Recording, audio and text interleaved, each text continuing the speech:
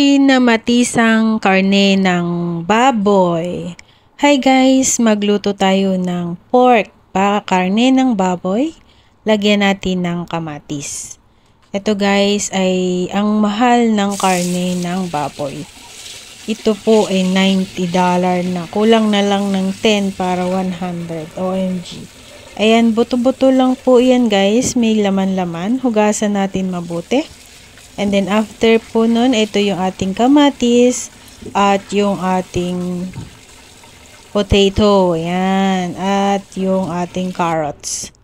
So yan guys, hiwain natin yung ating kamatis, balatan natin yung ating potato, at hiwain natin ng cubes. And then lagyan natin ng asin at tubig. Ibabad na muna natin sa bowl na may asin at tubig para hindi po mangitim yung ating potato. Ito yung carrots guys. Balatan natin, hugasan natin mabuti at hiwain din natin. Isama natin sa ating nakababad na potato. Ang ating pork guys ay lamasin natin ng asin. Yan guys.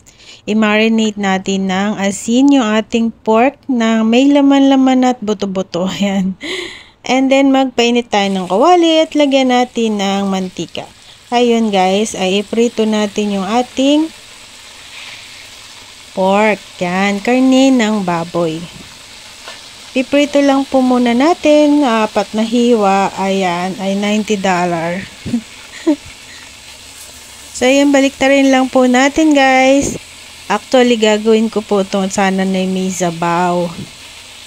So, ayun, may nag-request na kinamatisan daw ng baboy. Ito po yung aking available na baboy. Pwede po yung baboy na may laman-laman. Ayan. Pero ito din po yung ginamit ko. Baboy din naman yan. Yun nga lang, may boto.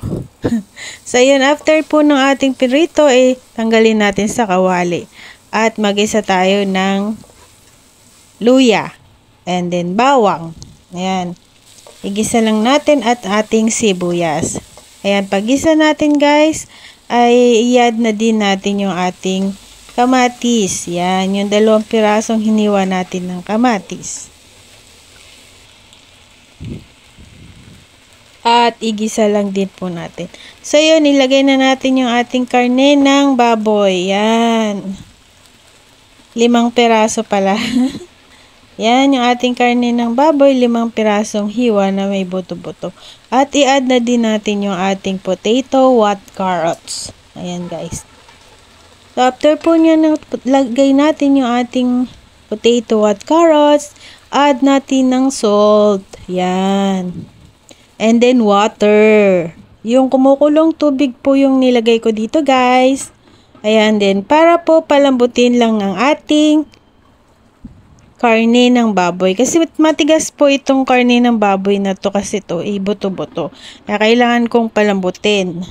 So yun guys, kung ibang part ng karne yung gagamitin ninyo, pwede na pong wag maraming sabaw para hindi lumampot.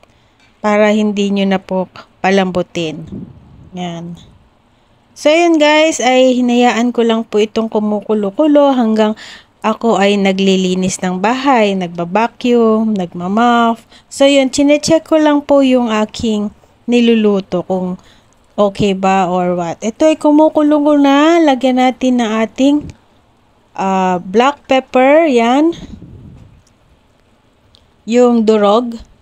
And then, ayan guys, and then haluin lang po natin. May sabaw pa konti. Kailangan po yan, medyo tuyo-tuyo yung ating sabaw. Yan. Kasi kinamatisan yan. Hindi po yan nilaga o sinigang. Ayan.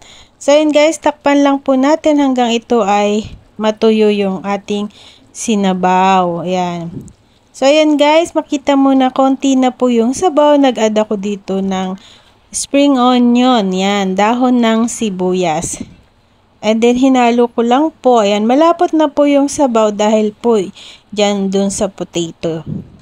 Nag-tick na po yung ating sabaw. So, ready to eat na po ito guys. Luto na ang aking ulam.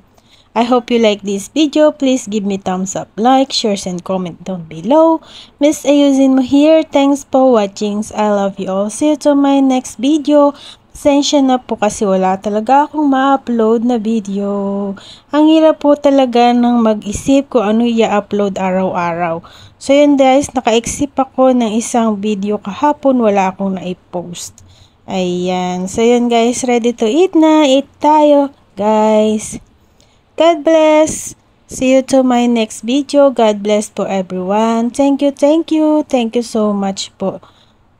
Ayan, sa mga small vlogger, shout out po, small vlogger me here, Miss Ayusin mo. Thanks for watching. Bye-bye! See you to my next video. See you! God bless! Mwah, mwah!